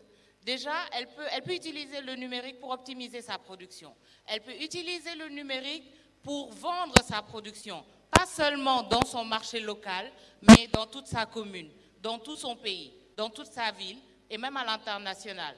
Aujourd'hui, c'est dommage, on n'a pas Biranté, mais Biranté, c'est un des jeunes que 10 000 codeurs a accompagné sur des questions numériques. Aujourd'hui, il a un business agricole et il utilise le numérique typiquement pour justement développer, internationaliser son activité. Et derrière, il redonne, parce que ce qu'il fait, il va voir les producteurs aujourd'hui et il les aide à structurer leur business, à utiliser le numérique pour optimiser leur business, pour savoir c'est quand le meilleur moment pour aller moissonner, c'est quand le meilleur moment pour aller semer mes graines, c'est quand le meilleur moment pour arroser ma production.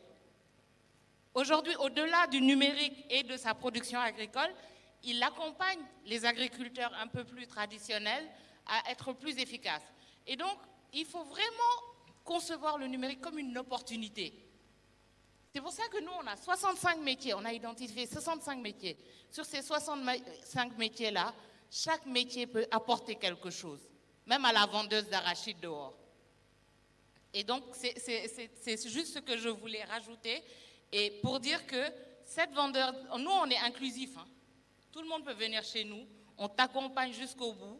Et on te conseille pour savoir qu'est-ce que tu peux faire, comment tu peux faire pour justement reprendre ton destin en main, pour reprendre ta vie en main et pour tirer le meilleur du numérique. Voilà, c'est tout ce que je voulais rajouter.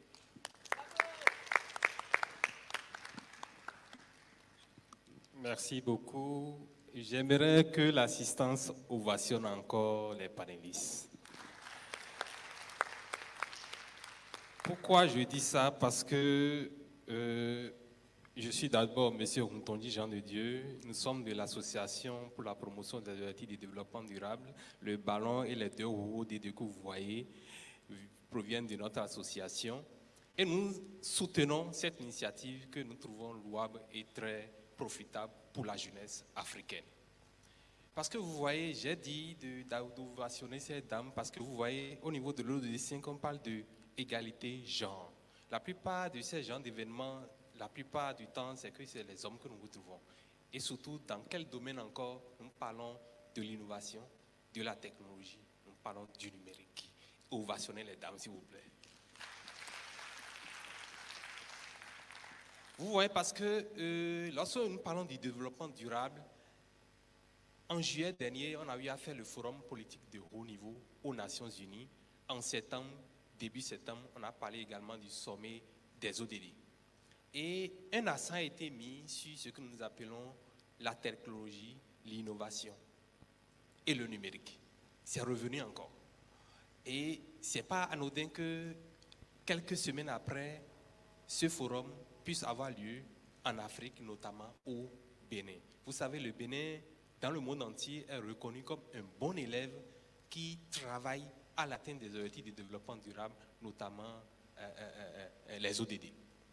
Alors ma préoccupation, tout d'abord j'aimerais faire un complément par rapport à la préoccupation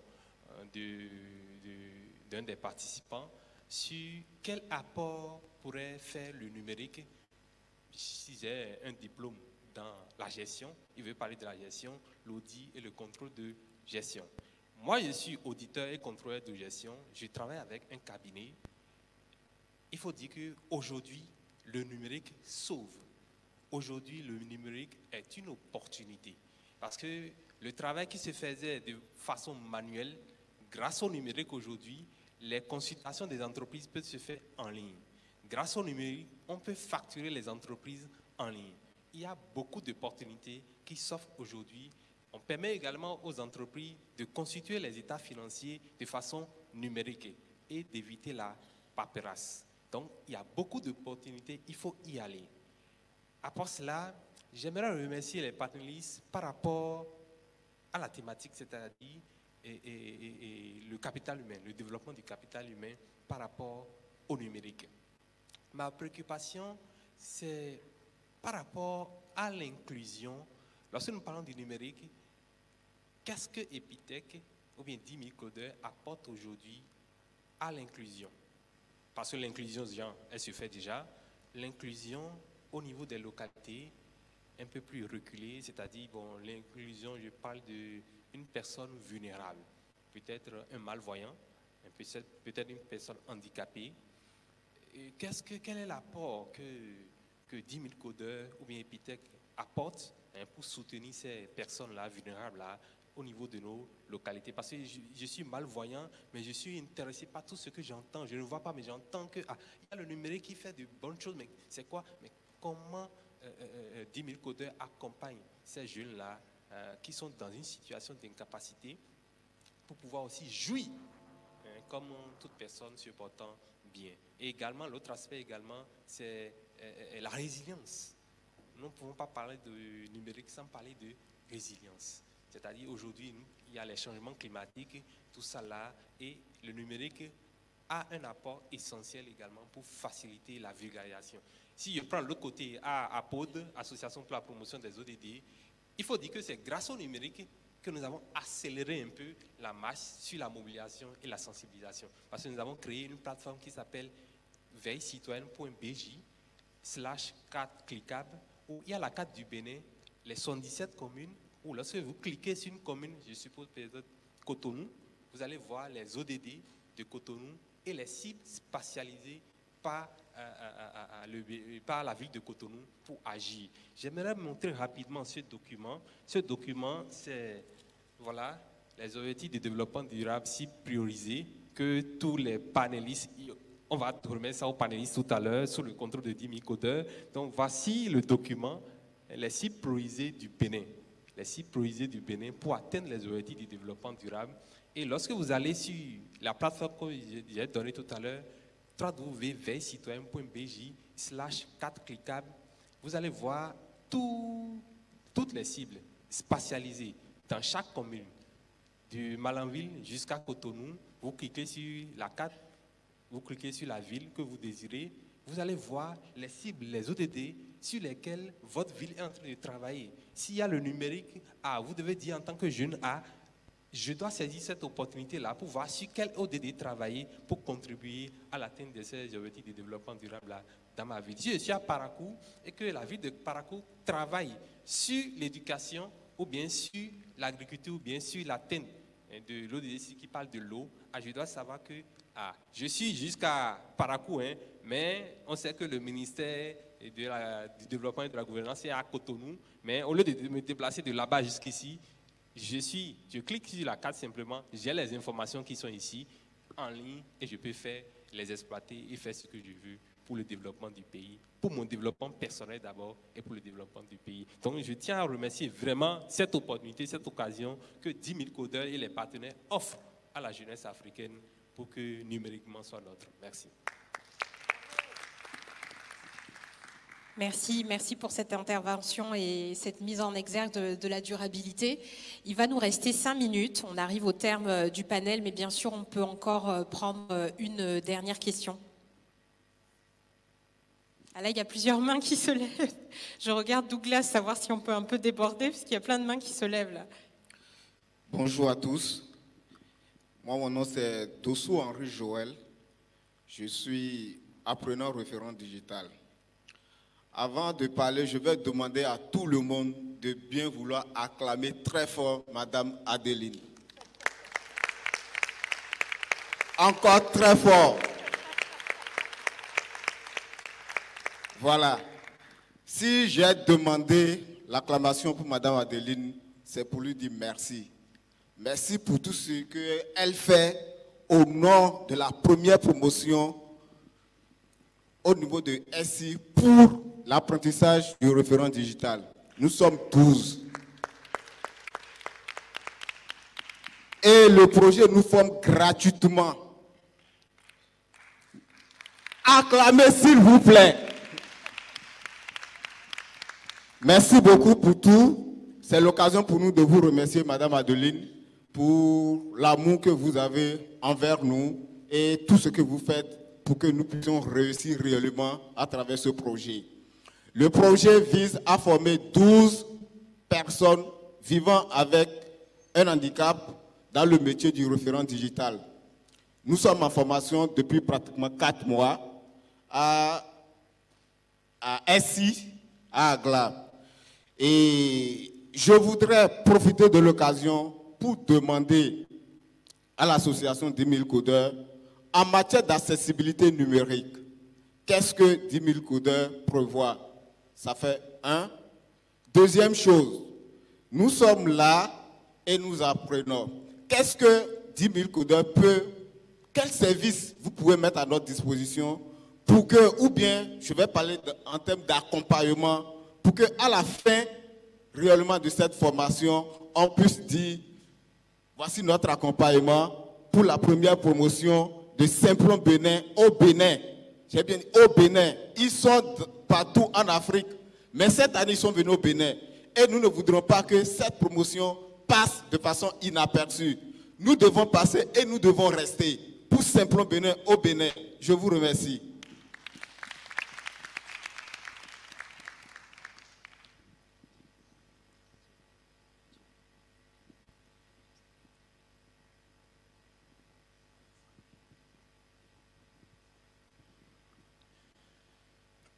Merci pour cette intervention.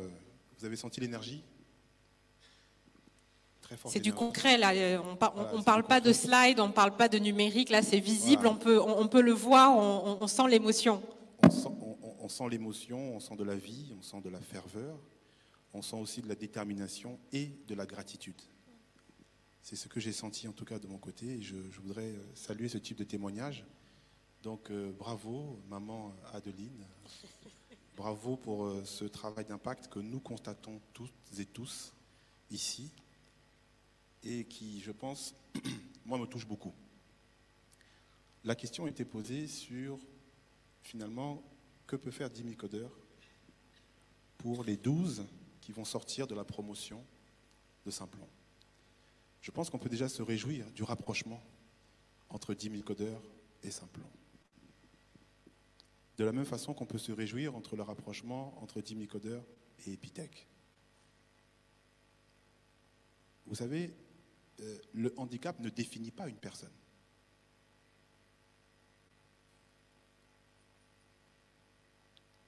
Quand je parle de votre détermination et quand je parle de la ferveur, je ne dis pas que vous êtes handicapé. Je dis qu'il y a de l'émotion, il y a de la gratitude, il y a de la ferveur. Et ça définit en fait votre façon d'être. C'est ça qui nous intéresse chez 10 000 codeurs.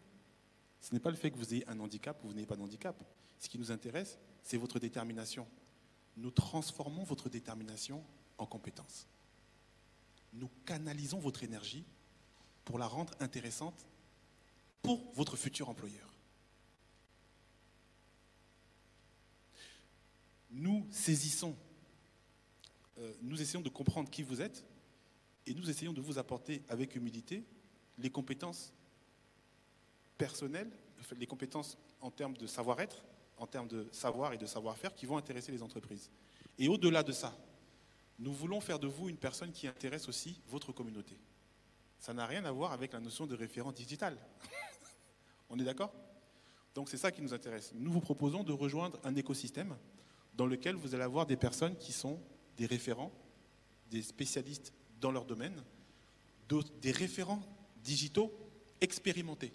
Ça vous intéresse? Ça, c'est un. Déjà, il y en a un. Ça, c'est un. En rejoignant 10 000 codeurs, nous allons vous mettre en relation avec des référents digitaux expérimentés. Ça, c'est un. En rejoignant 10 000 codeurs, vous allez vous retrouver sur une carte visible à l'international. Ça vous intéresse? Ça fait 2. C'est concret ou c'est pas concret? Très bien. En rejoignant 10 000 codeurs, vous allez rejoindre une famille. Une famille dans laquelle Simplon est déjà aujourd'hui. Parce que vous voyez, on est en famille là. On est en famille.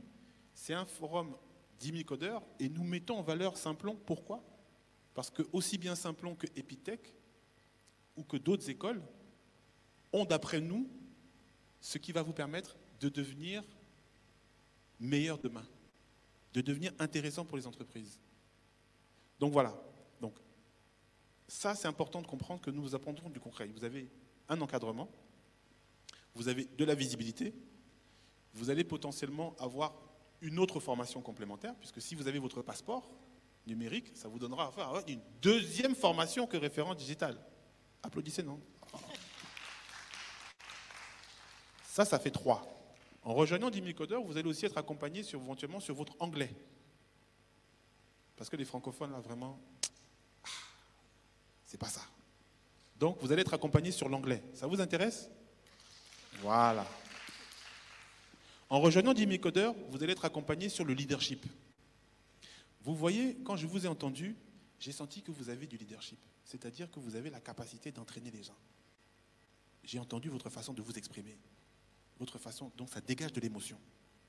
Toutes les personnes ici ont ressenti, de près ou de loin, cette émotion-là. Vrai ou faux? Et à partir de là, vous êtes quelqu'un qui peut guider d'autres personnes. Et nous allons vous encadrer de personnes qui vont vous tirer vers le haut pour canaliser justement cette énergie et faire en sorte que vous deveniez quelqu'un de responsable. Déjà, on voit que vous êtes quelqu'un qui a de la gratitude. Vous avez de la gratitude envers maman Adeline. Ça, c'est bien. Maintenant, la question, c'est est-ce que vous êtes originaire de quelle commune? Quelle commune? Vous êtes à Parakou. Bon. Nous voulons faire de vous quelqu'un qui va tirer la jeunesse de Parakou vers le haut.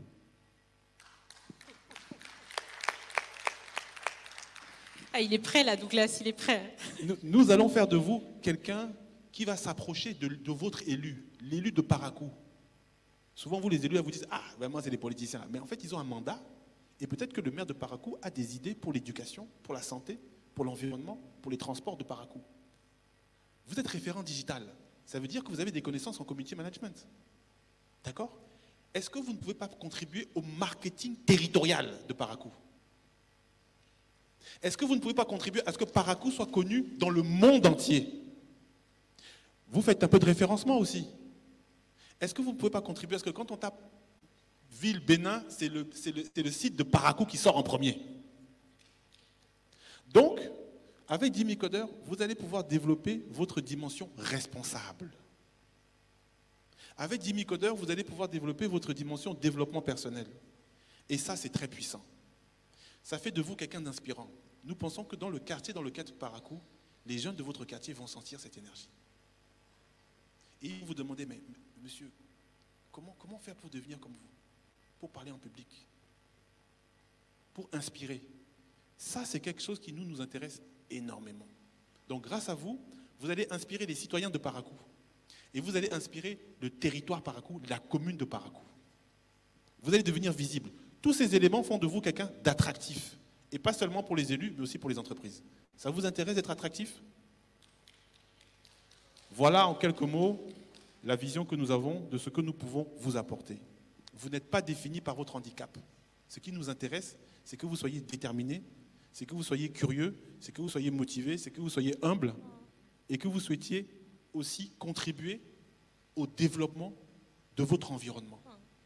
Et je pense que vous déjà, en tout cas vous là, vous avez déjà les prédispositions.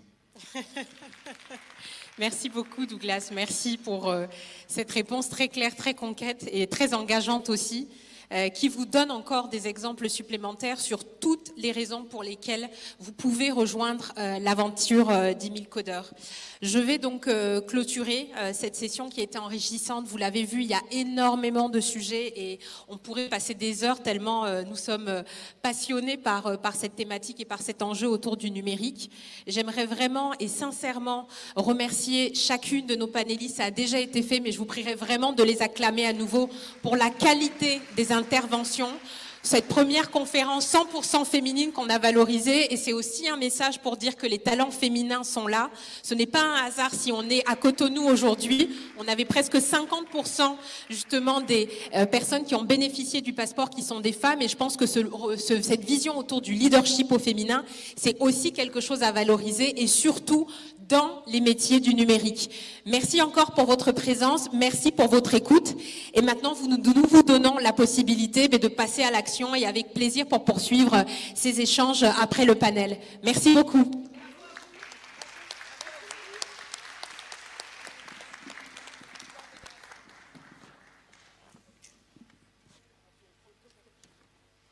Vous allez faire une photo de famille, s'il vous plaît. Mesdames et messieurs, je vous prie de les ovationner encore pour ce brillant exposé sur le thème capital humain et numérique.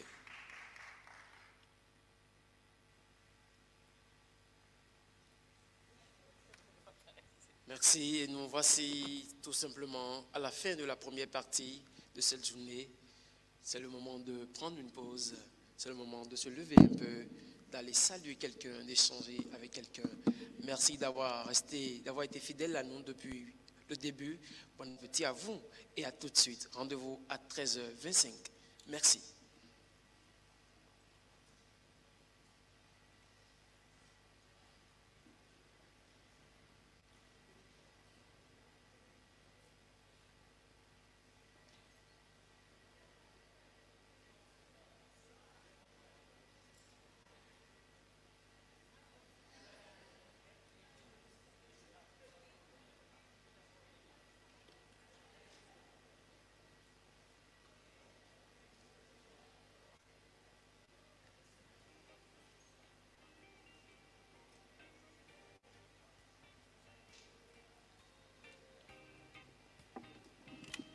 En attendant que vous retirez, le président a un mot à votre endroit.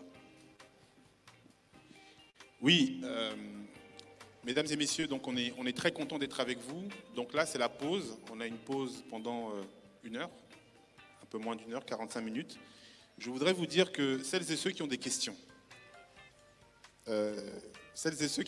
là, maintenant, tout de suite, là, je suis à votre disposition. Je pense qu'il y a un juriste qui a une question là, voilà. Il a dit, bon, je vais partir avec ma question. Non, Sabine est là, il faut lui poser la question. Toutes les personnes qui ont une question, je suis ici pendant la pause. Ça marche? Donc n'hésitez pas. Et ceux qui vont en pause, n'hésitez pas à revenir après, parce qu'on a 2 belles conférences pour la suite. D'accord? Donc on va vous présenter ces conférences sur les usages. Le numérique, passer par les usages. On n'est pas forcément prédestiné à être spécialiste blockchain. Mais on peut aimer le sport, on peut aimer la culture, on peut aimer l'histoire. Et à partir de là, maintenant, découvrir que le numérique peut être une valeur ajoutée et donc s'intéresser au numérique. Donc c'est un peu là le sujet de tout à l'heure. Mais celles et ceux qui ont des questions, je suis ici à votre disposition. Nous avons des ambassadeurs qui sont là, celles et ceux qui font partie des 50 premiers titulaires du passeport. Il y a Belvida qui est là, tu peux lever la main. Ceux qui sont titulaires du passeport, levez la main, ceux qui sont titulaires du passeport dans la salle. Voilà. Et donc ceux qui ont la main levée, vous pouvez vous approcher d'eux, savoir qu'est-ce qu'ils font, pourquoi ils sont là, c'est quoi leur intérêt, pourquoi ils sont venus, qu'est-ce qu'on les apporte, est-ce que j'ai menti, tout ça dedans. Ça marche? Voilà. Bonne journée, merci d'être avec nous et je vous dis à tout à l'heure dans 45 minutes pour la suite. C'est ça? Merci beaucoup, merci MC. Merci à vous. Je rappelle rapidement le thème de la conférence. Il s'agit d'accompagner la jeunesse africaine vers les métiers et technologies du numérique, l'approche orientée usager avec de très belles autorités, très belles personnalités aguerries pour vous. Merci.